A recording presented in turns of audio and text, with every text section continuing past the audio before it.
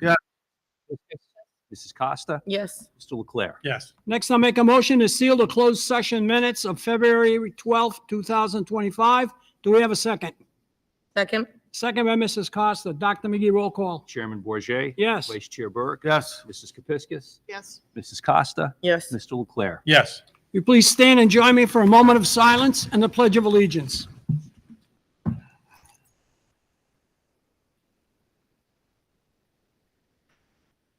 I pledge allegiance to the flag of the United States of America and to the republic for which it stands, one nation, under God, indivisible, with liberty and justice for all.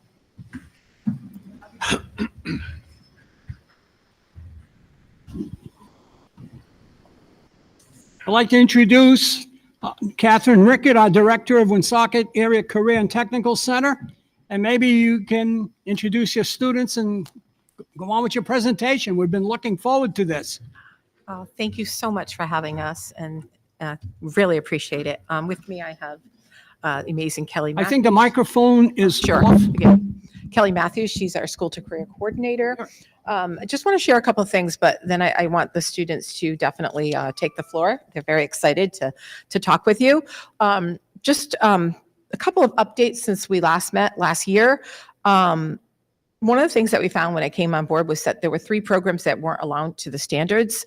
And I'm really happy to give you an update that now all 3 of our programs are now aligned to the CTE Board of Trustees and the Rhode Island Department of Education CTE standards.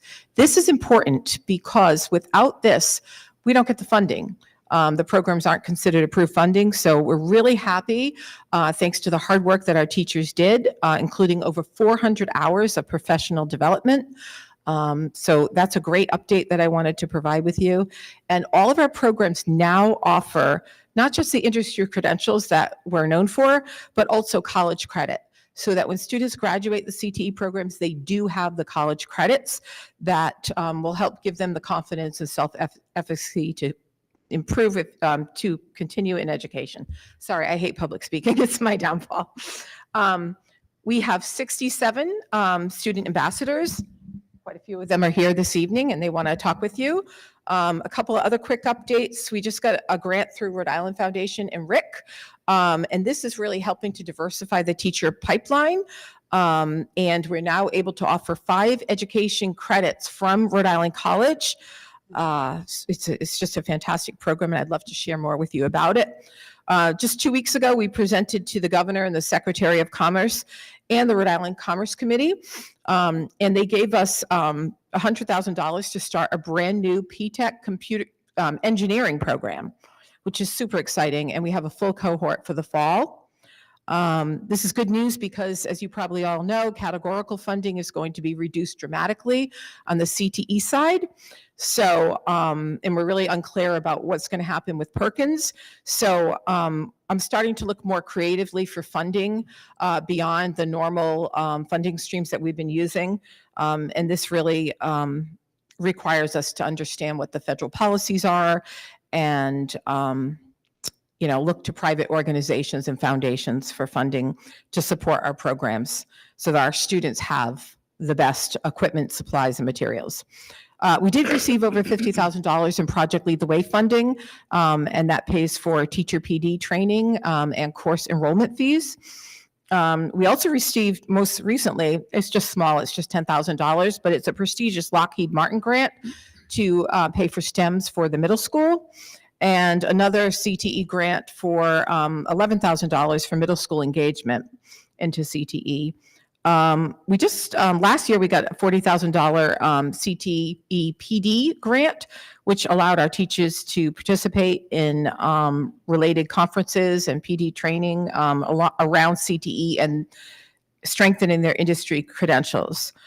Really happy to report that we have 289 applicants for the fall. Not sure where we're going to put them, but it's really kind of exciting. But no smoke and mirrors. There are a lot of things that we need to work on. We did conduct some data digs, and our comprehensive local needs assessment showed that we still only have 4% of our MLL population in our CTE programs. That is a problem. We're running another intervention to help capture those kids. really, really important, especially since, as you all know, multilingual learner students are the fastest growing population. So some exciting work ahead, lots of grants coming down the pipeline, and you don't want to hear from me. You want to definitely hear from the students about the work that they've been doing this past year and where they're taking their experiences. So we're going to start. Kelly's going to introduce our kids. So we're going to start first with our biomedical students.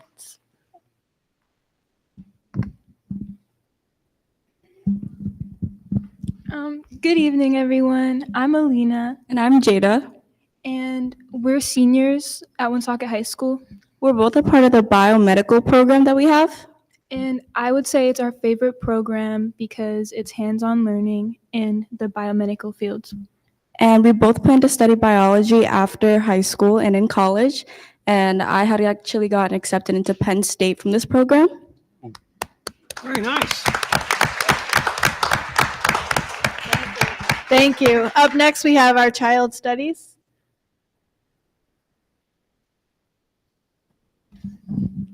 Hi, I'm Janessa. I'm Kaden. I'm a senior.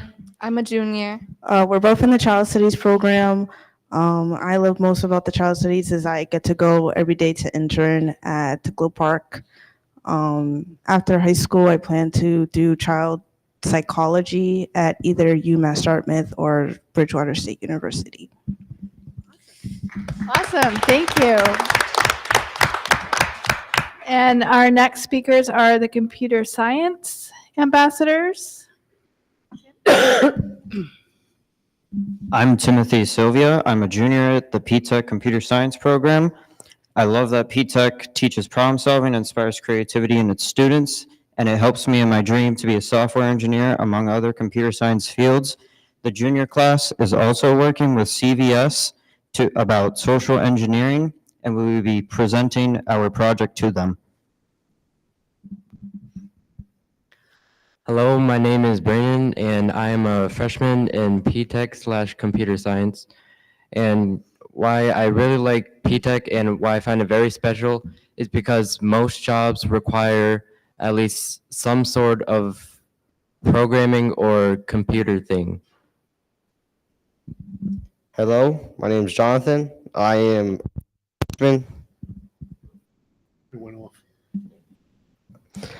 a freshman at the WAC Tech. I really like the P-Tech program because we do a lot of hands-on stuff like engineering, robotics. Some projects we've done like 5-room dungeon and some for my environment virtual learning project, which is pretty cool. Hello, my name is Lucas. I'm a freshman as well. I can't speak as much as the junior here, but I can say with my current time in the program, I've really enjoyed it. You know, like you said, it's really made me be more creative, improve my problem solving skills. Like he said, we did a couple projects, a couple coding projects already, like the 5-room dungeon, and we're also using an interactive environment to learn about energy, stuff like that. Super. Good job. I just have to brag. These 3 young men, what they are also, they didn't share is that they are fully fluent now in Python. They're doing a great job. And what I want to share about Timothy, you may remember him from last year. He received in 10th grade, just in 10th grade, one of the highest AccuPlacer scores ever received, placing well into the college level for math. Wow.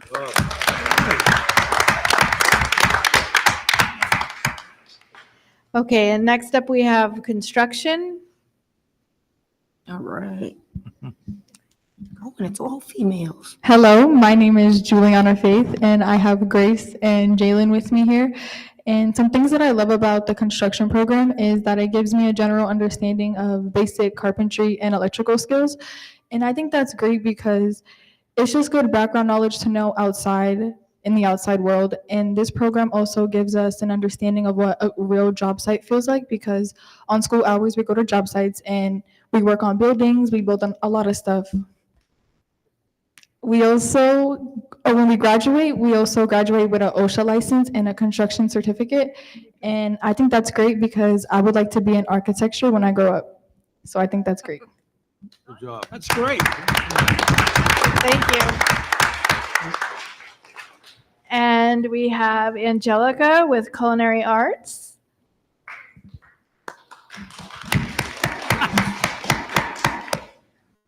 Culinary is a really great program because of the opportunities we have with the events. We learn how to bake and cook and deal with customers. Culinary also teaches us basic life skills and how to cook and be better. Great job. Also, our culinary department prepared some great dishes for you to sample, and we'll leave them here for you in celebration of Black History Month. There's all sorts of great things from all over the world, so definitely have a taste. And we have digital media.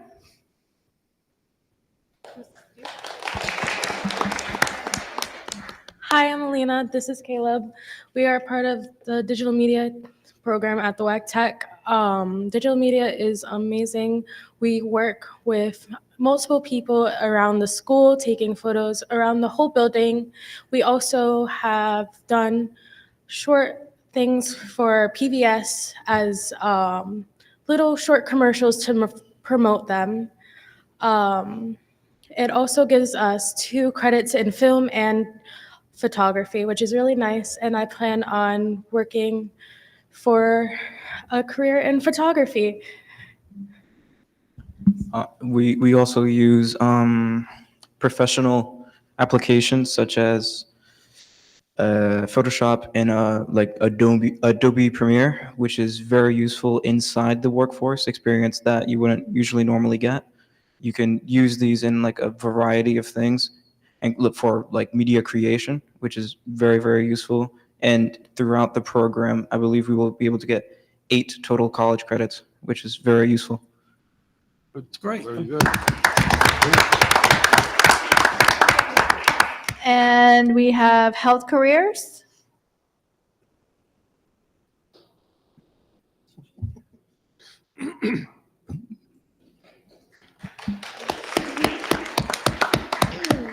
Hi, my name is Kaylee, and I have Malin and Malik with me, and we're a part of the health career program.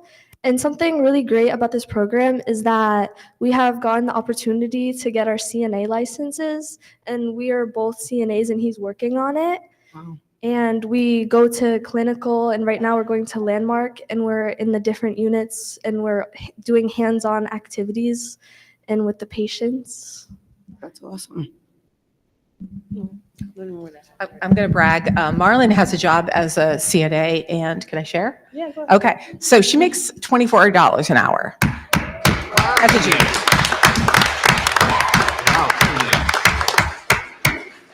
So, you know, with that said, we all may be changing careers very soon, but we're just so proud of these kids. They work really, really hard, and they're doing a fantastic job, like all of the kids. Great job. Good job. Sorry, I have to say that.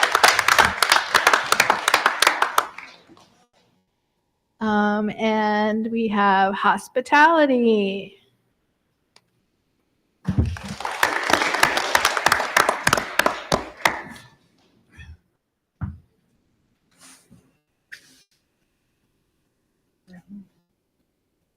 Hello, my name is Jenna Lise. Oh, my name is Janessa. My name's Hope. We're all ninth graders in the hospitality and tourism industry. What we really enjoy about this program are the projects. We have a lot of fun field trips, and we all enjoy volunteering after school.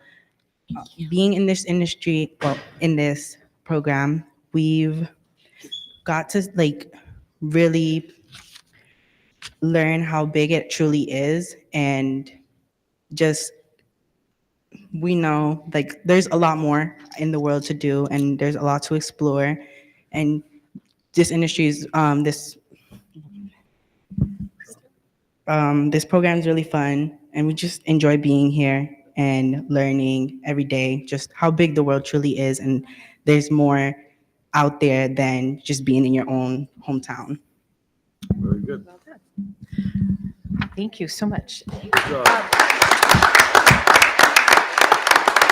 So unfortunately, our graphics students and our automotive students couldn't be here. They're taking a special test online that only can be done tonight for, both of them are in FBLA, which is just a really cool program in our business pathway.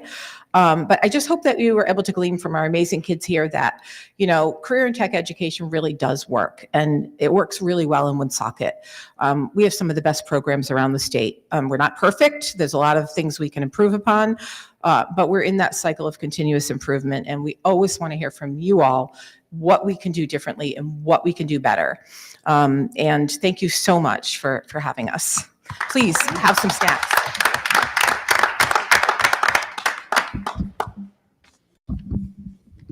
Before we go into public comment, I want to congratulate you, Ms. Rickett, and the students. This was very enlightening tonight. It's great to hear all the programs that you're involved in, and I'm sure you'll be very successful. It really makes us very proud that you are part of Woonsocket school system. Thank God you're here. Congratulations. Now we'll go into public comment. For anyone addressing the school committee this evening, please begin with your name and your address. Your comments shall be no more than 5 minutes of speaking time and should be in good decorum. Please be aware that the committee cannot respond to you during good and welfare, but may direct you to an appropriate member of the administration team or may meet with you directly after the meeting for further discussion. Is there anyone who would like to address the school committee this evening? Please step to the mic and start with your name and address.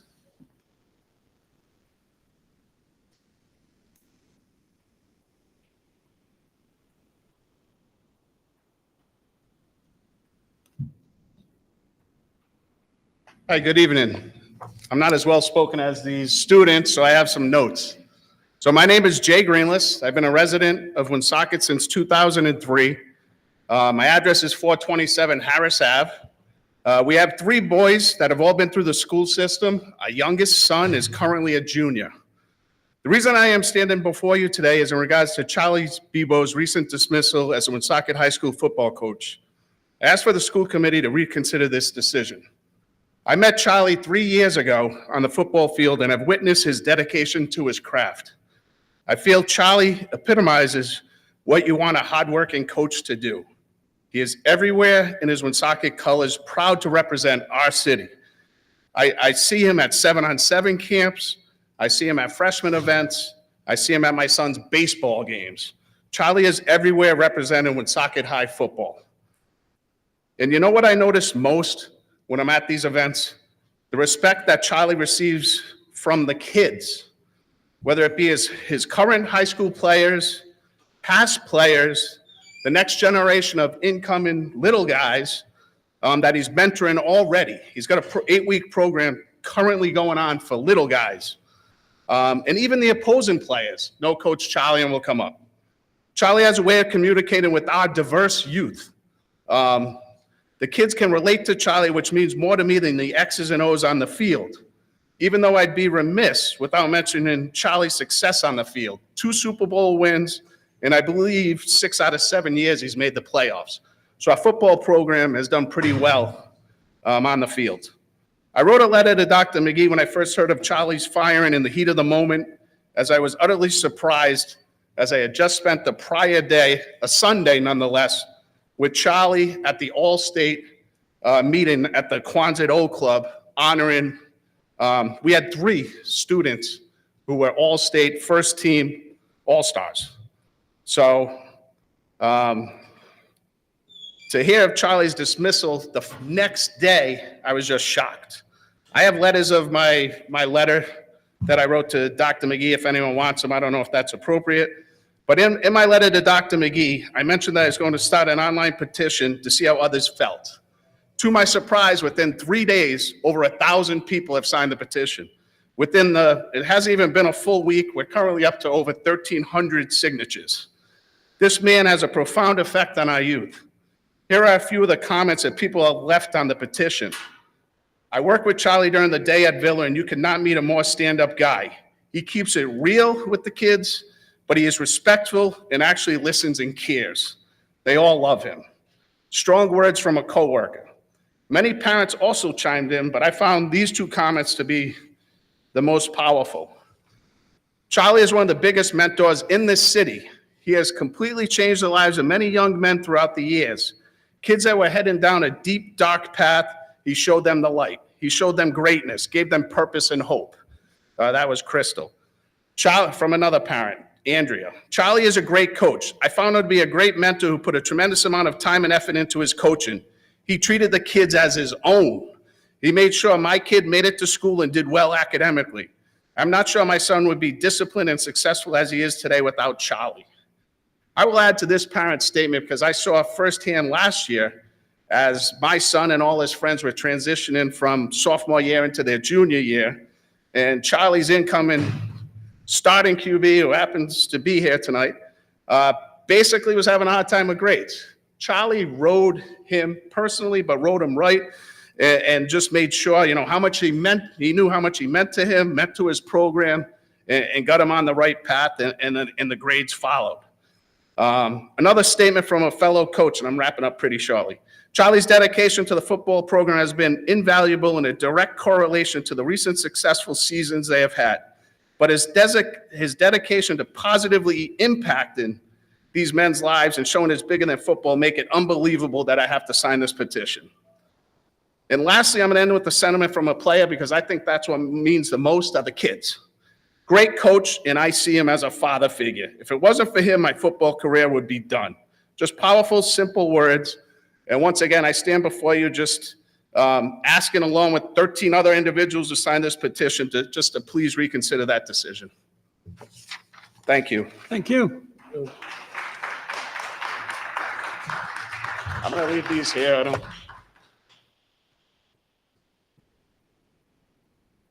Hello, my name is Lisa Greenless. I live at 427 Harris Avenue in Woonsocket in the North End. I feel like my husband read my notes, but I'm going to say thank you, first of all, for the opportunity to speak on behalf of Coach Charlie Bebo. We have 3 boys, as my husband mentioned. 2 are Woonsocket High School graduates. My older son was underneath Charlie for the football team, and now our youngest is as well. On February 2nd, I had the privilege of attending the 2024 Football All-State Banquet Awards, where our youngest son, Joseph, was honored as first team All-State for defense. It was a tremendous accomplishment to be there and sit at the same table with LaSalle and Hendricken and some of the best athletes in the state. We were one of the few schools to have 3 athletes recognized as All-State and Best in the State. As we sat around the table celebrating this accomplishment in our son's life, I observed the close relationship and respect across the table between Coach Charlie and my son. In that moment, I reflected on all it took to get there. The years of hard work, dedication, and commitment on both of their parts, 3 to 4 hour practices every day, attending weekly weightlifting sessions, which we still do now that the season is over. When it came to school, Coach kept track of tardiness, absences, documenting why they were leaving school early, the importance of academics, establishing teachers available to assist where there was absolutely no reason for one of his players to be failing or not passing a class. He went as far as to teach his players the importance of diet and how it affects their well-being and how it affects how you play on the field. The importance of showing up to practice and to school, or you won't play in the next game. The importance of sleep before a game or a big test. How alcohol and drugs can destroy an athlete. A true we, not me mentality. He was there every step of the way to support these boys, both on and off the field.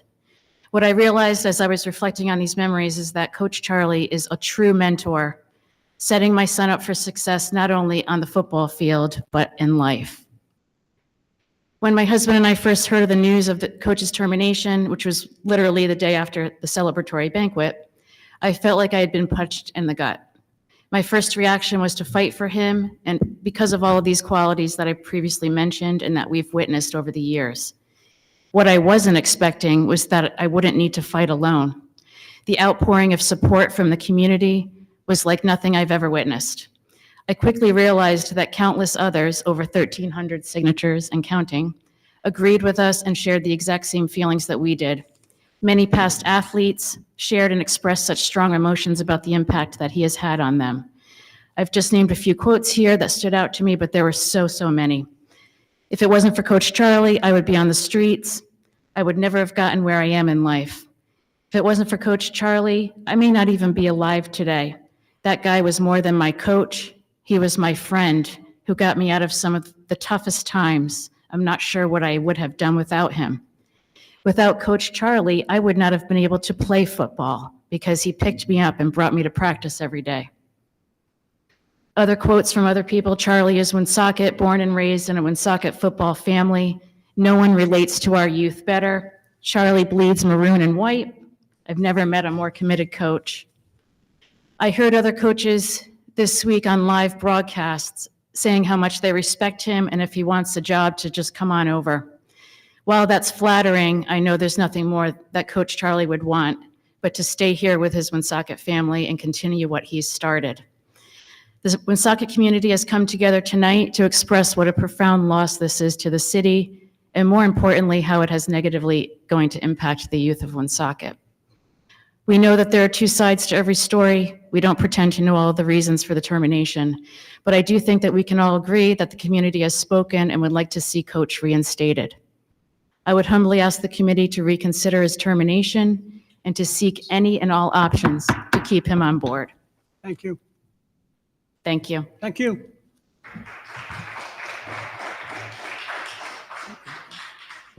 My name is Russell. I live in North Smithfield.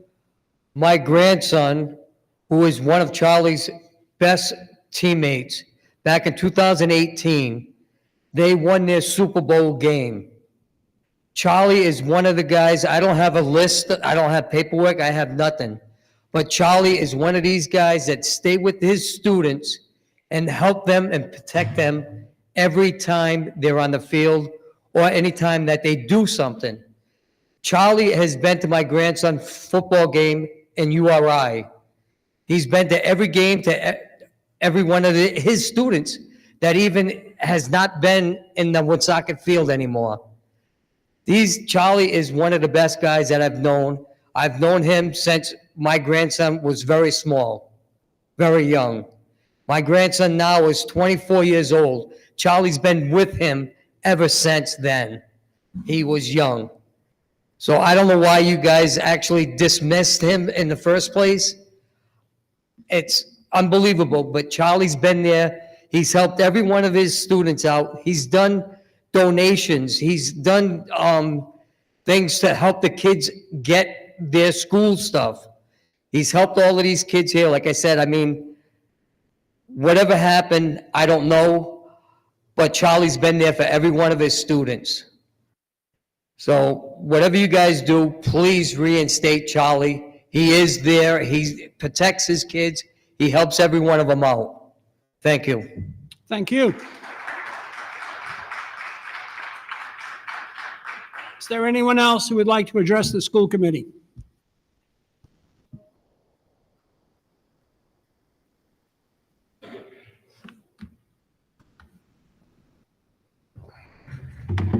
Hello, my name is Emmanuel Gomes. I'm his grandson.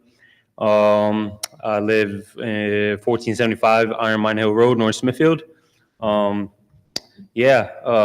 Charlie has been coaching me since I entered high school, 2014, and he's been with me for my entire football journey since then, all the way until this past football season, 2024. He's been with me. I played at University of Rhode Island for football. I just graduated and finished my last season, and he's always supported me. He's never left my side, and when nobody else believed in me, he always believed in me. And I could testify to everything that everyone has said so far. I could testify to that. because I firsthand witnessed it. And only those that walked with him could actually know how much Charlie actually cares. The ones that actually been with him day in and day out. And I've lived it. I've seen it with my own two eyes. He goes above and beyond for his athletes.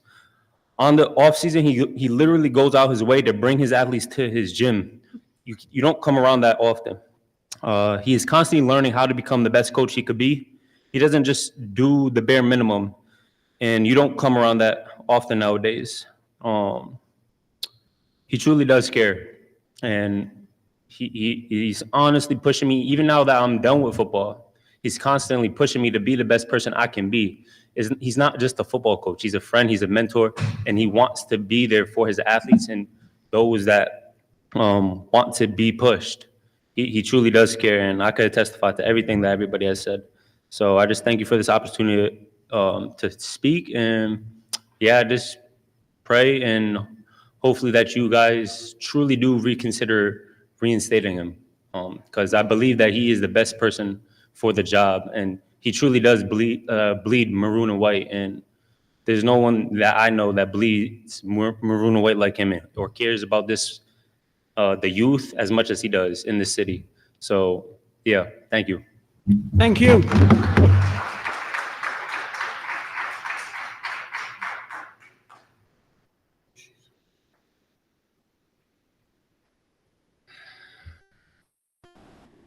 Hello, friends.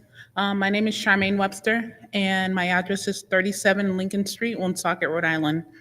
I have been a resident of Woonsocket. My oldest is 32, and I've been here since he has been 5 years old. The family that we are speaking of, Charlie Bebo, has been an integral part of raising not only my children, but I will have to say myself in this community. We really appreciate you. And I would just like for us all to take a moment and to think about what it really means to respect, love, honor, and to overall village. So Charlie Bebo has been an integral part of what it means to be a coach for our youth, but it goes so much deeper than that, as we just heard from the young person that just spoke before me. I would like for us to just take a moment and think about, it's not just about our people making mistakes or needing to be guided. It's about us trying to stand with them while we do that. So if we are not willing to do that for someone who is raised here, born here, and has come back to do that for the youth here, what are we really doing here?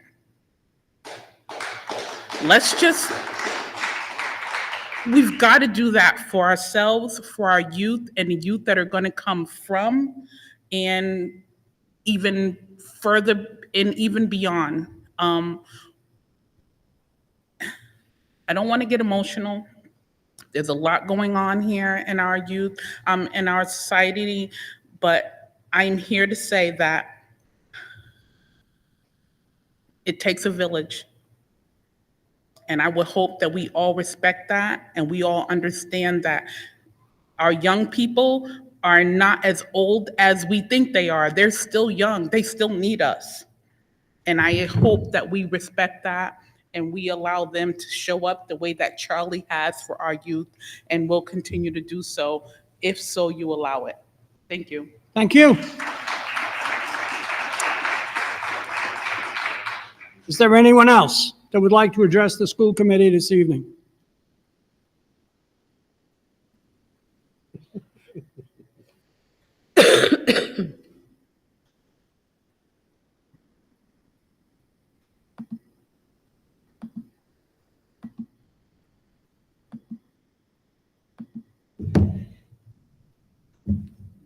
Good evening. My name's Robert Stewart, 68 Cumberland, Woonsocket, Rhode Island. I'm the president of Woonsocket Teachers Guild. I have a couple of comments tonight regarding collaboration and safety. Recently, we worked together on Rise Prep expansion. Rise Prep said they were going to expand from like 640 students to over 1,000. And looking at the numbers, the city council worked against us, our state reps, our state senators, school committee, superintendent called me, asked if I'd go testify. It didn't take me more than just a few seconds. We worked together on that. I was proud of the city in that moment. We came together for a common purpose, benefited the children in Woonsocket. That was an easy one. I approached the school committee, I remember in 2022, we had an issue about safety. And the issue back then was a fight policy, whether or not there would be a fight policy for teachers that would authorize teachers in the event that they chose to voluntarily break up a fight. We were told that the trust would not support teachers in that instance. We can yell stop, we can get an administrator, but we understood that the trust would not support us if we got involved. Teachers ask me to this day, what do I do? There's a fight. Tonight, I'm here again, and it's safety. It's brought me here. Recently, we had a few safety incidents in the district that caused a lot of consternation, worry, anxiety. Educators have reached out to me in numbers over these incidents. We had the early school closure due to the threat that was mailed to the schools, and we did what we had to. We had a student arrested at the high school and charged with felony assault, and the police chose to arrest the 18-year-old in school rather than do it outside of school. And I don't know what the calculation was, but when they made that decision, maybe they figured that it was just too dangerous to allow that person to be in school even one more day. I don't know, but we erred on the side of safety. That's what we should be, our North Star, err on the side of safety. Whatever the reason the arrest occurred, he was booked, realized he had a knife in his possession. The next day, February 4th, the student was back in the school, dabbing friends in the hallway. It was teachers came up to me, just shocked. And I kept thinking about the message that this sent to the rest of the school. We've long said there's a zero tolerance policy with weapons in school, yet the student was right back in. Looking at this from the teachers and para point of view, I was confronted by a number of guild members asking how in the world that could happen. I spent 26 years in the military, 20 as a judge advocate, and I participated in many after-action reports. They call them AARs. And the purpose was to exercise accountable leadership, transparently communicate with all stakeholders, and maybe most importantly, to learn from our actions so we can do better. In a light most favorable, obviously the district didn't know the student was arrested, didn't know why, didn't know he had a weapon, was back in school the next day. I don't think the conversation should ever be about blame or who knew what, when. We shouldn't spend 1 second that way. That's not why we're here. We just simply must do better. We know he was arrested, and we should tap the brakes, like metaphorically speaking, and ask, why? Why was he arrested? Maybe we find that out first. Administrators district-wide talk about how concerned they are with suspensions. They're concerned. RIDE tracks this data. They're worried about that data. Can't do the suspensions. But we've always erred on the side of safety, and we're going from a zero tolerance policy to the student dabbing in the hall the next day after a felony assault arrest with a weapon in school. I don't think this was the intent of the district, but that was the outcome. That was the outcome. We understand RIDE is pressuring the district regarding suspensions, but I hope the message to administrators and to the city will always be, we will err on the side of safety. Finally, the Guild has a safety grievance right now that does not involve any of these events I just discussed. The safety grievance was denied yesterday, and we are concerned and want to speak with you in private to once again address a safety issue that has not been resolved. I think we can have a conversation about the distinction between perhaps a dysregulated student and a dangerous one. There's a distinction, and when you're in the dangerous side of things, again, we should err on the side of safety. We look to speak with you about this. Please send a clear signal to the students, staff, and community. We will do whatever we can to ensure the safety of the students. Educators are taught Abraham Maslow's theory on the hierarchy of needs portrayed in a pyramid form. We understand that students struggle to learn if they're concerned with their safety. Please continue to work with us to make the school safer. Thank you. Thank you.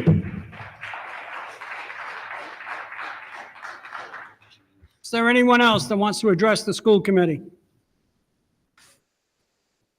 Hello, Michelle Stabor, 139 Ray Avenue. I myself had read about this incident, and this is the first time I'm hearing that this student was let back into the school, and I'm frankly, as a citizen, appalled. Absolutely appalled. We've had people removed for carrying butter knives in some schools, doing other things, but our tolerating bad behavior on every level, and now it's beginning in the school when we had somebody that had a knife who pistol whipped somebody outside. I just don't even know what to say, but I had to say something. This is appalling. Thank you.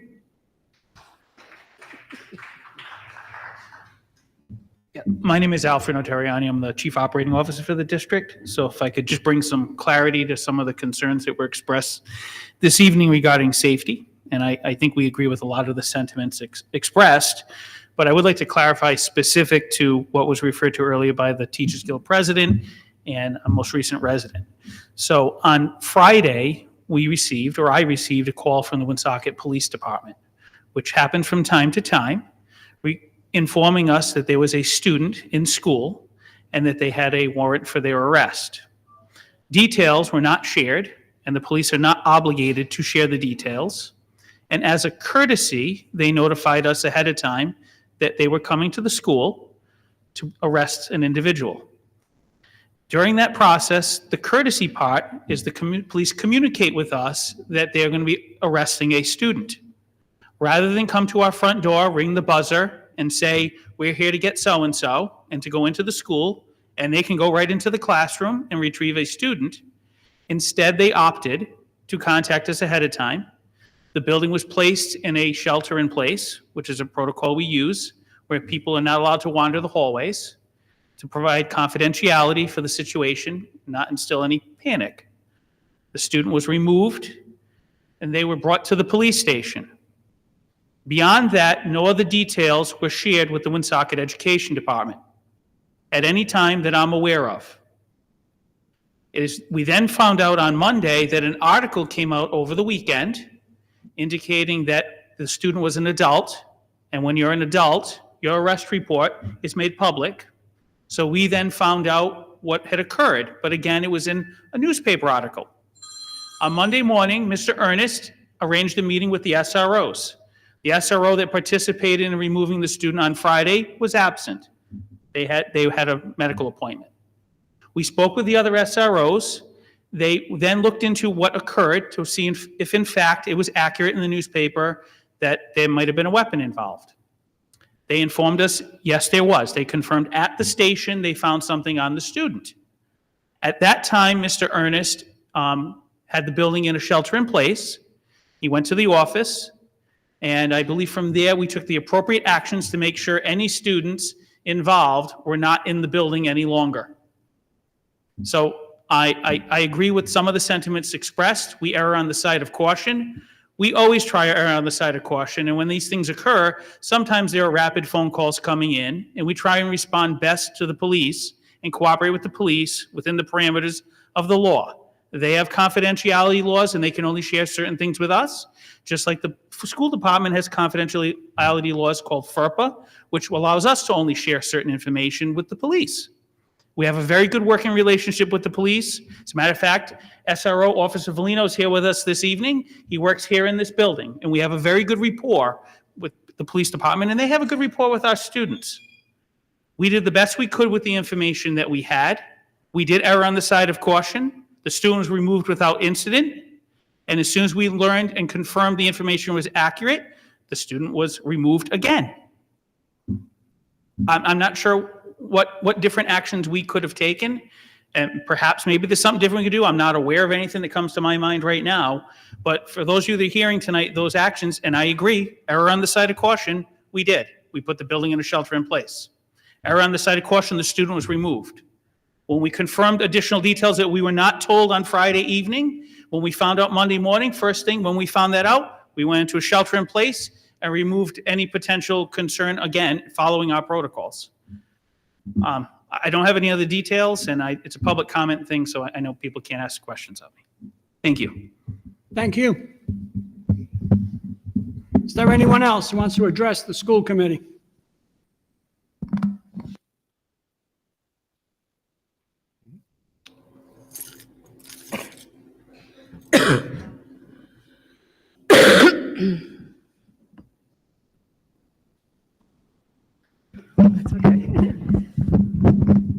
Hi, Kelly Acosta, 95 Bluestone Drive.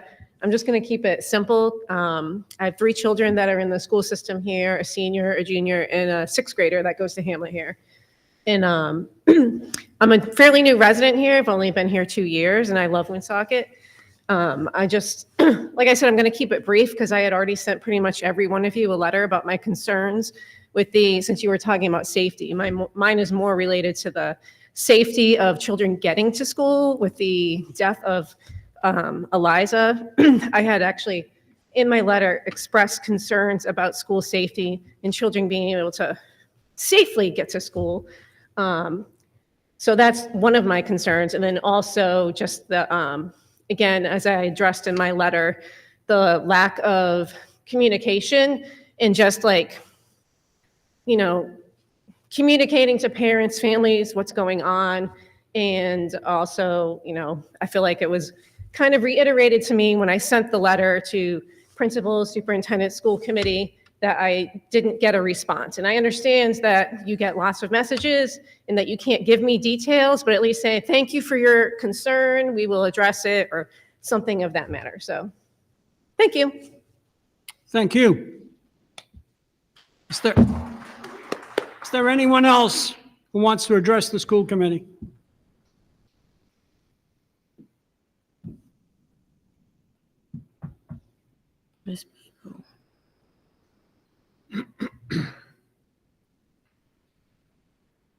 My name is Gail Bebo. I live at 103 Burrington Street here in Woonsocket. And I wasn't going to speak today because I'm emotional and I'm upset for my son. To say that Charlie is devastated is putting it lightly. His life is these kids. Always has been his kids. Charlie was the youngest head coach put in his position at the age of 26. For years, my sons have teased me that I find good in every kid in the city. Put the worst kid in front of me, being with the Woonsocket Redskins for 14 years. I will find good in him. As much as Charlie made fun of me, Charlie is me. He loves these kids. These kids love him. The parents love him. If you read the petitions, you'd see the support, not just from his kids, from his parents, from the city. When Charlie was let go, he had to sign, of course, his evaluation, and I asked that you please look into him not getting a copy. He has requested a copy a week ago to the principal and has not received it. So for our family to digest what was written in there, we'd like to see it. My son's not a bad kid. I don't know why it took months after the season ended for him to be let go. What he did was so wrong to dismiss him as a head coach. There are 2 sides to every story, but as a mom, I'm listening to my son in my heart. And I ask you for the kids, because when we, not me, we means these kids. He tries to keep them off the streets. He tries to give them a place to be, and he loves these kids. He knows where they live. He knows what they eat. He knows their parents. He knows their grades. He knows everything, because that's what Charlie does. During football season, my dining room is his office. We cannot sit in the dining room. His files, his rosters, his football plays huddle on his computer, takes up my dining room. We have not taken a family vacation since Charlie has become head coach because at that time it interferes with him getting ready for his season. And I respect that. As a mom, you go for it. You do what you need to do. I know those kids will always be first in his heart. And just know, to the players that are here, a piece of paper will not take away the fact that Charlie will never be your coach. He will be your coach, Charlie, forever, in his heart and in yours. He loves you dearly, and I can only hope for you that the right decision is made to please bring my son back. Thank you very much. Thank you.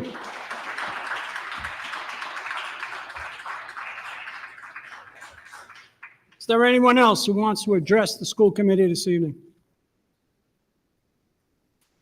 Then we'll go on to approval of minutes.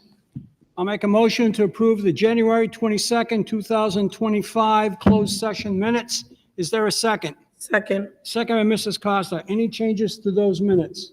Mr. Chair, Ms. Kepiscus. I took those minutes in Ms. Blaze's absence, and I indicated, as I spoke to you prior to the meeting, that there is one error.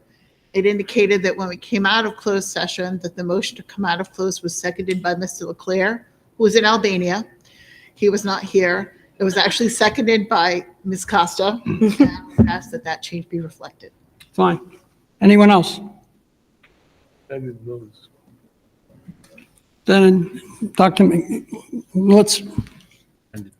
we'll make a motion to amend the minutes, the closed session minutes. We have a second. Second. Second. Dr. McGee, roll call. Chairman Bourget, Yes. Vice Chair Burke. Yes. Mrs. Kepiscus. Yes. Mrs. Costa. Yes. Mr. Leclerc. Yes. Now, on the amended minutes, are there any other changes? Dr. McGee? Chairman Bourget, Yes. Vice Chair Burke. Yes. Mrs. Kepiscus. Yes. Mrs. Costa. Yes. Mr. Leclerc. Yes. I'll make a motion to approve the January 22nd, 2025 open meeting minutes. Do we have a second? Second. Second by Mrs. Costa. Any changes to those minutes? Dr. McGee? Chairman Bourget. Yes. Vice Chair Burke. Yes. Mrs. Kepiscus. Yes. Mrs. Costa. Yes. Mr. Leclerc. I will not vote since I wasn't here. Next, we'll go into the consent agenda. I'll make a motion to discuss and approve the consent agenda. Do we have a second? Second. Second by Mrs. Costa. Does any committee member want to take any item out of the consent agenda for further discussion? Dr. McGee? Chairman Bourget. Yes. Vice Chair Burke. Yes. Mrs. Kepiscus. Yes. Mrs. Costa. Yes. Mr. Leclerc. Yes. Next, I'll ask Ms. Sanchez to give us her student representative report. Hi, good evening. Just a few points for tonight, and then I do have something to hand out to you all that I didn't get until earlier this week. First thing on my list is the wellness room, which is open for use. For anybody who does not know, is not aware, the high school has made room 117 available for students who may need to take a minute to regulate their emotions and calm down. There are many ways to do this, such as flexible seating, fidget toys and stuff like that, coloring, and adults who are prepared to talk at any time the student wishes. As of right now, it has only been open, I want to say, about 2 weeks. The timing is advisory. Anybody's open to go during advisory and speak. Hopefully we see an expansion in that time, as advisory is not that long of a period, but it is very exciting to get to see it. Another good thing is our new student council advisors, Ms. Smart and Ms. Calabro, which have recently taken over student council as our new advisors. The two have gotten straight to communicating and planning school events, and thanks to them, WHS will have their first pep rally of the 24-25 school year on Friday, February 14th, which is this Friday. And then my last point on here is our Valentine's Spirit Week.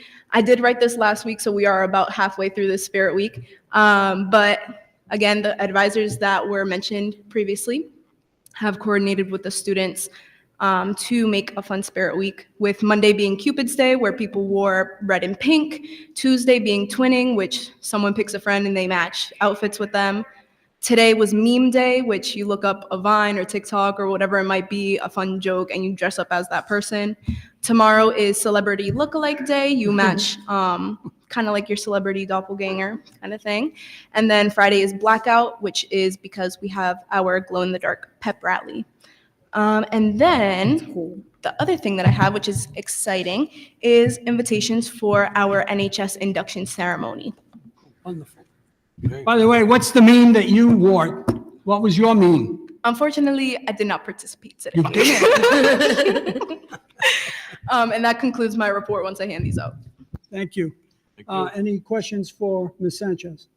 Then I'll make a motion to receive and place on file the student representative report. Do we have a second? Second. Second, Mrs. Costa. All in favor signify by saying aye. Aye. Aye. Thank you. Thank you. Thank you, thank you. Next, I'll ask our superintendent to give us his report. Thank you, Mr. Chairman. So I have the most updated vacancies across the district. We have 17 paraprofessional positions, and that is actually gone down a little bit from the last time we met. We have one assistant principal position that's vacant, one secretary, one school nurse teacher, and we're down to 3 teaching positions across the district. So that's an improvement. As I tell you each time, HR and our individual schools are working very hard to try to fill as many of these positions as quickly as possible. And these are about the lowest numbers that we've had this year. So with that, Mr. Chairman, I'd be happy to answer any questions the committee may have at this time. Any questions? Nope. I'll make a motion to receive and place on file the superintendent's report. Do we have a second? Second. Second, by Vice Chair Burke and Mrs. Costa. All in favor signify by saying aye. Aye. Next, we'll go into the school subcommittee reports, and I'll ask Ms. Kapiskas to give a CLAC. Mr. Chair, the CLOC is scheduled to meet on February 6th at 6 p.m. remotely, as we have been doing since COVID. As you may recall, February 6th was a snow day for the school Yes. department. And the bylaws of the CLAC require that if there is a snow day declared, CLAC is canceled. Even though we're remote, we still have to comply with our bylaws, and our bylaws require that we cancel. And I also canceled as a courtesy to the staff members who attend, many of whom are directors, who weren't forced to drive to Woonsocket. I didn't want them to feel compelled to attend that meeting remotely, as many of them do from the school department building. So as a result, we canceled that meeting. The next meeting of the CLAC is March 6th, a Thursday night, 6 p.m. Remote. The invitation is always on the superintendent's weekly report out to the community. So you can join us by clicking on that link. Thank you. Hopefully you enjoyed your snow evening. I did. Thank you. did. Next, I'll ask you and Vice Chair Burke to give us the health and wellness update. No, Vice Chair Burke and Mrs. Costa. You're off the hook, Mrs. Kapiskas, for once. Great. Vice Chair Burke. Thank you, Mr. Chairman. The Health and Wellness Subcommittee met this past Monday. We first approved our minutes from December 9th. We had an update from Chartwell's, and they discussed the grand opening of the rotisserie chicken menu, which was a week ago, because finally we were able to place the rotisserie chicken machine, is that what it's called? In the Hamlet cafeteria. So every Wednesday will now be rotisserie chicken day at the high school and in the 2 middle schools. And I happened to be there at the grand reopening, and from what I was told and what I heard, the rotisserie chicken was delicious. Correct, Mr. Perrier? You weren't there, Mr. Perrier? He was. Yes, I was there, but I didn't sample the chicken. Oh, no. I was full, just had my lunch myself. Thank you. But we heard. It's a McDonald's. Looked delicious. But we heard. So that's an exciting new change now with Chartwell's. Chartwell's also talked about that there's been a major increase in the amount of lunches that have been that go on in the high school, which is a great thing. And also that they have now begun to provide for us some backpacks that we were able to send home with students for their families on weekends. And there's been quite a few throughout the district. Several of the schools have been able to make use of this. So that was some good news to hear from us. We also, the next update was from the URI SNAP Ed program, and we had Katie with us at this meeting, and she talked first about the Fresh Fruit and Vegetable Rainbow Challenge program that is now going on at the Globe School. And basically, the students, once they try a vegetable, they're able to put a color on a rainbow, and completing the rainbow, I guess, leads to a pot of gold, and the students will win some prize. Also, URI SNAP Ed, through their EFNEP program, are going to be working with, right now they're working with Globe. It's a 6-week program where they go into the classrooms to educate on nutrition. And right now they're at Globe. Later on in the spring, they're going to be at Savoy. So it's really been, we've been pretty lucky in the district that over these years, we've been able to connect with the URI nutrition program. And just about every year, we've had one of their programs affecting for our students, particularly in the elementary schools. So that's always been a good thing. Our next item was an update from Project Aware.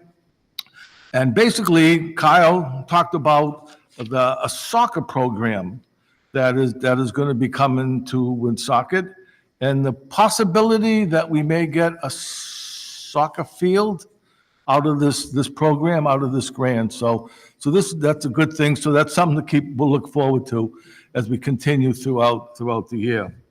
Our next update was from the Woonsocket Prevention Coalition, which in January now has begun their after-school programs. They have an Above the Influence program at the middle school. They have a Indelible Years program that continues at the high school and the middle school. And also the SWAG program at the high school has returned, and we're at maximum number right now, which is 20 students that are involved in this program. Finally, the Rhode Island Healthy Schools Coalition spoke to us. And first of all, their breakfast that we attend every year is October 16th, so add that to your calendars. She also directed us to the newsletter that comes out every month. There was one thing that was particularly concerned, that we often talk about mental health and behavioral health for students. But in her newsletter, she talked about a program about behavioral health for educators. And somehow we still need to address the behavioral health dealing with educators in all our districts, in all the state. So that was an important program. And that is a program that comes out of the Yale University. And it's the Yale University Education Wellness Workshop presented by RIDE. So in that sense, we want to support educator mental health as well. And finally, our next meeting will be April 28th, a Monday at 4 o'clock in this building. And I think that completes my notes, Mr. Chairman. Thank you, Vice Chair Burke. Mrs. Costa, do you have anything you want to add to this? No, unfortunately, I had a family emergency, so I missed the meeting. Okay. Any questions for Vice Chair Burke? Then I'll make a motion to receive and place on file the health and wellness update. Do we have a second? Second. Second by Mr. Leclerc. All in favor signify by saying aye. Aye.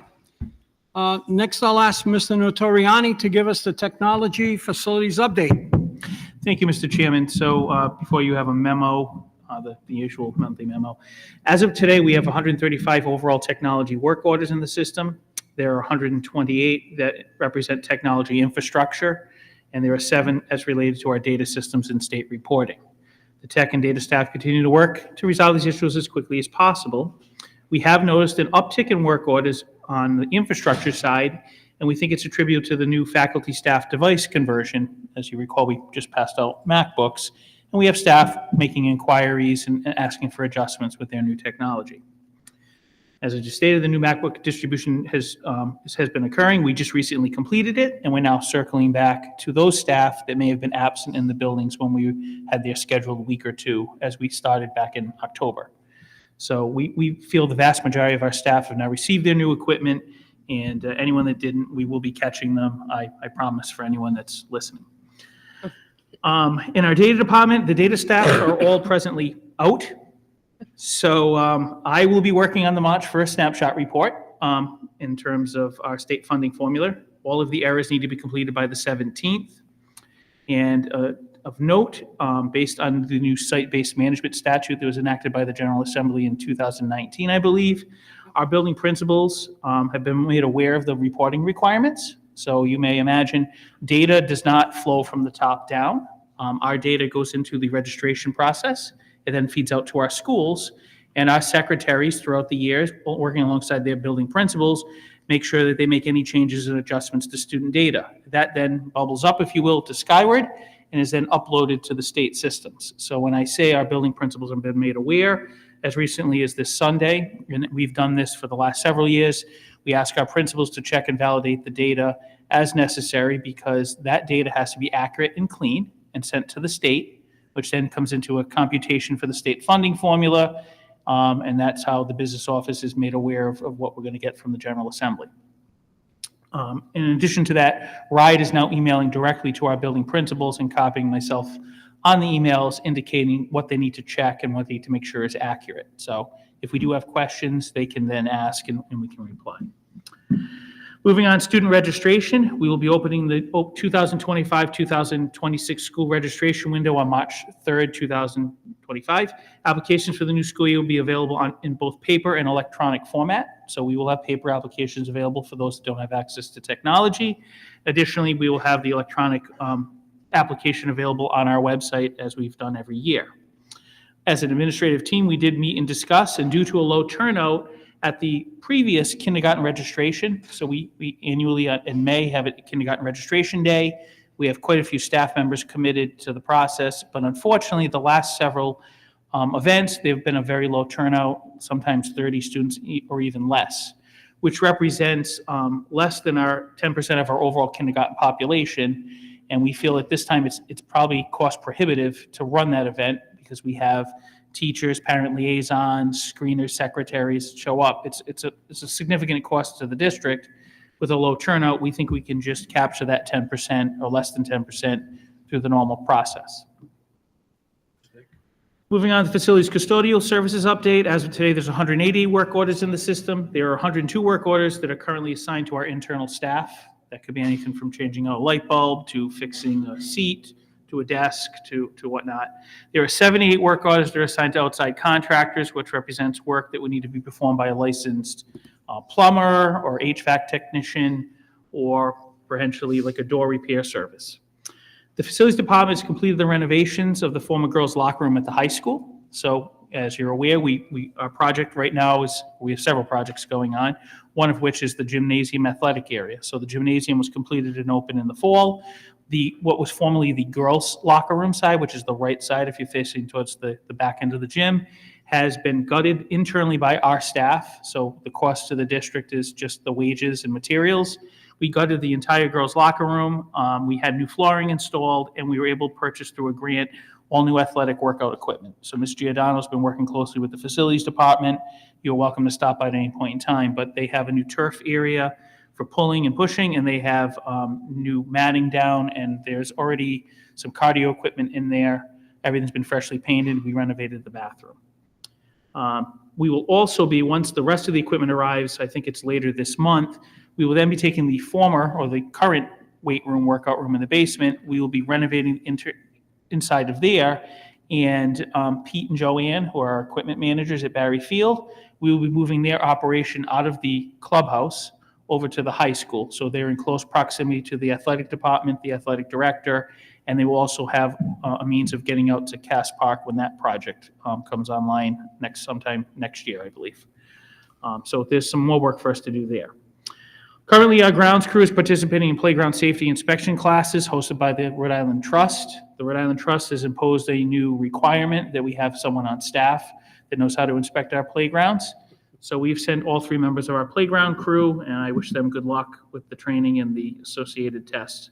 If they successfully pass, we will no longer have to pay an outside vendor to do the inspections. We'll be able to do them in-house, it's a short savings, but it's a savings nonetheless. Transportation. So we continue to meet weekly with Durham School Services staff. Earlier this month, we had a meeting with the executive leadership from Durham and outlined some of our concerns, those being in the bucket of being short-staffed for drivers, and the other bucket is the general incompetence of their local management. We had an in-depth discussion with them. I think at this point, our concerns have been heard.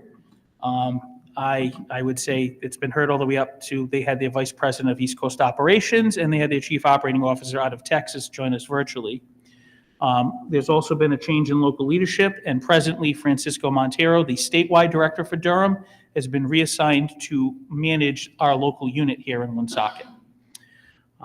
That being said, Durham has, as I would say, acquiesced, but agreed to additional help from statewide transportation. So Dr. Cranio from RIDE and Ms. Nicole Martin are supplying 3 buses to us locally. So if the committee may recall, we are supposed to run 19 general buses and 2 medically fragile buses. And that was our original bid and contract. We've only been able to run 17 general buses. They've not been able to fully staff all of the buses. They have been able to staff the medically fragile buses. After the February break, we are being told that the state will provide 3 additional buses, 2 to complement the general runs to get us to the 19. And they'll be adding a 3rd medically fragile bus based on our discussions because of the concerns that we've outlined on numerous occasions. I think Mrs. Kapiskis or Mr. Bourget recently asked about how are those buses running, and they weren't running that well either. So we've had a 3rd medically fragile bus and 2 other buses to the general runs. We're expecting a full complement of buses to start on Monday, February, I believe it's the 24th. So as a matter of fact, this evening, I've notified the building principals. It's their responsibility, along with the teachers and staff in those classrooms, to notify our staff, our families, parents, guardians, of the changes that will be occurring. So the messaging has been placed with the building principals. I'm confident that they will send that information out in the next 2 days and send they can schedule through our school messenger system a reminder email next week, even though everyone's away. They can schedule that before they leave for the break, and that should get out to our parents. We will be monitoring things for a couple of weeks to make sure things are working well, and this will give us a good idea on how our bus times are supposed to be based on the 19, and we'll also see if we truly need a 3rd medically fragile bus. In addition to that, Durham has flown in 2 drivers from, they flew in 3 drivers from from New Orleans. Apparently one didn't like the climate and flew back. The other 2 are participating in the training and will be, That's great. yes, they're participating in the training. They have their road test on Friday. If they successfully pass their road test here in Rhode Island, I would hope they would if they're drivers. They will also be joining the complement of drivers over at Durham. They will not be driving additional buses beyond what I've outlined. They'll more or less be there to make sure when drivers call in sick or if they're out for a long-term absence, that we're not doubling up. So if we have to incur the expense of buses from the state, the very least, Durham needs to meet that partnership and ensure that the 17 they're running and the 2 medically fragile are still running in addition to the statewide supplemental buses. So next up is school safety. So we continue to meet biweekly with our SROs and Detective Sergeant Kamer. As recently as our last meeting, Dr. McGee requested that we schedule a meeting after school hours between the SROs and our admin team to review our current safety plans and formulate any recommendations as part of our continuing efforts and regular reviews. So periodically throughout the school year, we do this. This was my memo that I wrote earlier. It's not in relation to any commentary tonight, but we're reviewing our safety plans like we do regularly. In addition to that, door alarms are being installed at several of the elementary schools as a preventative alert in case any student or younger student may potentially try to elope. It happens from time to time, not often, but we were able to transfer the door alarms we were using at the high school because we had a newer system placed there. We're going to put it at the elementary. So if there are any students, and from time to time we have students that tend to elope for various reasons, an alarm will go off and the staff will be alerted and we can catch them rather than any type of occurrence, erring on the side of caution, as you will. In addition to that, we are going to be implementing a new traffic pattern at the Pothier Citizens Campus for sometime in March. We've been talking with the Woonsocket Police Department, and we're looking to change the traffic flow. So if you're familiar with the area, currently traffic enters the campus on Robinson Street and then circles through and exits on, is it St. Leon? Am I pronouncing that correctly? It's Winthrop. at that Winthrop, I point. apologize, Towards St. Winthrop. Leon. It turns into St. Leon. So Right. it's on to Winthrop. So we're going to be changing the traffic flow. You come in through Winthrop, circle around, and the traffic will back up into the lot versus into the neighborhood. Because if you look at Robinson Street, that is where our youngest school population, and for anyone that's walking, that's where they're walking through, and the traffic is horrendous there. So our thoughts are that we will push the traffic in an opposite direction. The police are in agreement that it's something to trial. We've contacted Durham School Services. It should not affect them because they come in through a separate entrance for pickup and drop off. So we'll be looking to implement the same plan that we used at the high school, which is we will notify parents and families and guardians at the end of February, beginning of March, and then with the date sometime being in the middle of March, I'll have share that in the near future. And then once that day hits, we'll have extra SROs on staff. I'll probably be over there, and facilities will be over there, making sure that staff do not enter at the incorrect entrance. Under school safety, we're in the process of enabling text messaging alerts through the school messenger platform. So this is something, an option we didn't have before. We did enable it. We are asking our families and staff to register for this option. Once it's fully implemented, in addition to be able to send out robocalls, email, posts on social media, we'll be able to send a text message as well. We recently started trialing it. I think Mrs. Cordair used it in her building as recent as the last snowstorm, and I believe during our next storm, we're going to try it with Dr. McGee's account to get a quick text message out for those that have registered. Lastly, just it's worth noting, due to unfortunate recent events, it is worth noting, and I've not included in the past, but it's something we've been working on since the late fall, but the school department was contacted by the City of Woonsocket Planning Department sometime in October for us to participate in the Safe Streets for All project, which has been a review of traffic areas, high traffic areas in the city. There are certain parameters involved that identify where they're examining and looking, and it's to craft a plan for where they need to go in and look at crosswalks, signage, and things of that nature. So that's something that was started in November. I participated in 2 remote sessions. I know they came out for site work. They did recently share a PowerPoint presentation with some areas they have identified of concern. I'm just waiting to hear back when the next steps are for what we need to provide in terms of input, or if there's any other input we need. But that is something that we did participate in.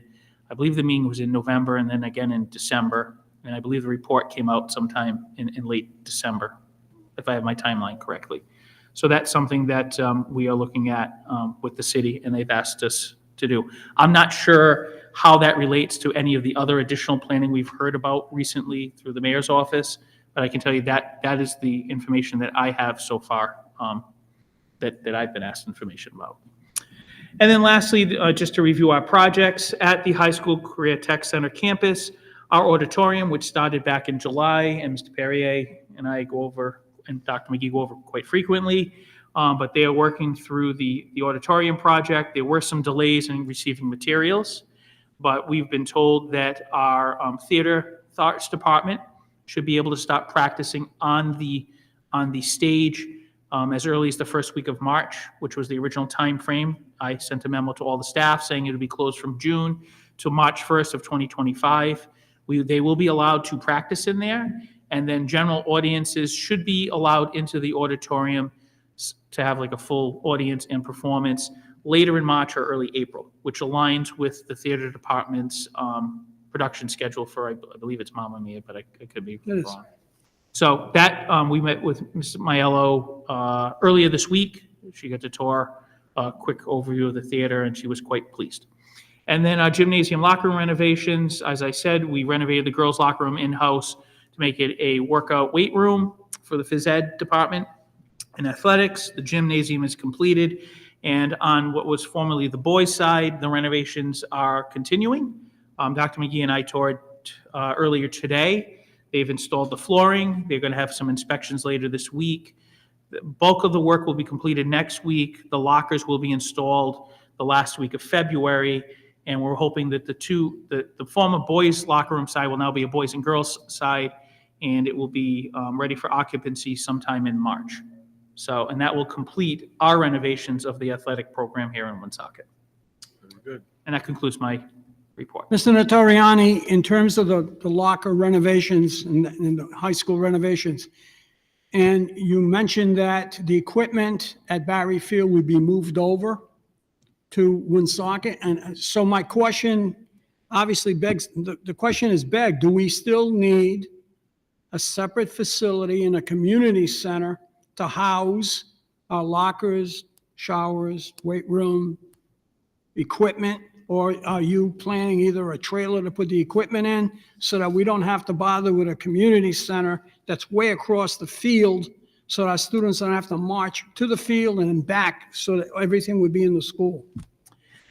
So I'm going to choose I would say that would not be a determination that I would make. That would be a determination that our athletic director, working with the coaches, would make. I surmise that they would still expect or like to see a structure right near the field, because if I could carry through a scenario, if Pete and Joanne are working on Mr. and Mrs. Antunes, I should say, Right. are working on equipment at the high school, they're going to have to transport a lot of equipment back and forth over an extensive area or space. Okay. And you're going to be coming downhill from the back of the high school. I would propose, just as an assist, and I don't think it takes away from whether or not we need space on the field, I do think we probably should look at investing in like the mini go-kart transportation things, maybe a couple of those with, I know, sounds like Mr. Perry is going to be riding around. I think that's something we should look to invest in, to transport equipment for them. Otherwise, that's quite a distance if you walk from the back of the gymnasium over to where the field's going to be. But I would venture to guess we still need a site there at the field. And I would think Ms. Giordano would agree with me if she were here this I evening. just don't want to make it, since this is being, it's on radio, we're going to have minutes, that we're not saying, based on what we're doing at the high school, that we don't need the facility on the field like it's being proposed as part of the community center at this point. Yes, so I would, my opinion, So all systems are go for the community center. We haven't heard from the mayor and his team in a while, but as far as we know, that's still moving along. I would say the architects that the mayor's office sent over received all the feedback from Nancy Giordano, myself, a couple of the coaches, and Dr. McGee. And I think they've designed something that meets our needs. I haven't heard anything back since then. I know they're still working on that, I believe. And I believe as of right now that's, I haven't heard otherwise, so I believe that we're still moving forward with that. Right. But this is going to be like a main area, because I think in this context of this discussion, Mr. and Mrs. Antunes don't just repair equipment for what happens on the field there. They also repair and deal with equipment that happen for all athletic teams. Sure. And we now have what I propose to say, we have a new athletic department. There's a new gym, a new workout room, new locker rooms, and there are teams that practice in there, and there's some equipment to be repaired for that. So I would say we would need 2 spaces, but I'll defer to Ms. Giordano as the athletic director. Now, on the other, you're still waiting for the mayor to get back to us, back to the administration regarding a safety meeting, because I know the mayor, the city council wanted to get together and look what kind of safety measures they would implement, they would consider for our schools, whether it's cameras, speed bumps, et cetera, et cetera. Are we still waiting for that meeting to happen? Have we heard anything from the mayor's office? I have not received a correspondence on that, Chairman, unless I missed it. And if I did, I apologize. I can certainly look back, but I don't recall seeing. I think it's something we should reach out to the mayor to make sure that they don't hold a meeting when we're left out. Because I think we should be part of that conversation. Dr. McGee? I would agree. I agree. I think that I had a conversation with the mayor. Mr. Perrier and I both had a conversation with the mayor a few days ago, and not specifically about safety, but we are going to be scheduling regular meetings with the mayor, and that certainly will be, an item that we put on on the agenda. On the Okay. first agenda, sure. Okay. Any other questions, comments from Mr. Notoriani? Then I'll make a motion to receive and place on file the technology facilities update. Do we have a second? Second. Second by Mrs. Costa. All in favor signify by saying aye. Aye. Mr. Perrier, would you give us the financial update? Thank you, Mr. Chairman. In front of the school committee this evening is the November 2024 fiscal update. At this time, as of June 30th, 2025, we are projecting a $215,000 surplus. Some financial highlights on the revenue side. At this time, the Woonsocket Education Department is projected to be on budget for all general fund revenue. In fact, our career and tech tuitions that we bill out to other communities for students who attend career and tech are higher than anticipated. So it's good to see that that's coming in a little bit above budget. The expenditure side, all regular salaries are $1.388 million under budget at this time. And when netted with that employee turnover allowance of $1.05 million, this would put overall salaries $338,000 under budget. Our substitute line is $102,000 over budget at this time, and that was due to the vacancies we had earlier this year.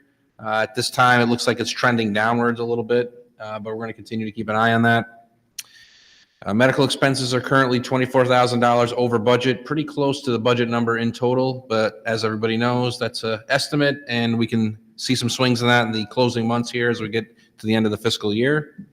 As a reminder to the school committee, we do have approximately $1 million in OPEB funding, as well as $2 million in a medical pooling account that could potentially offset any medical overruns we may have this fiscal year.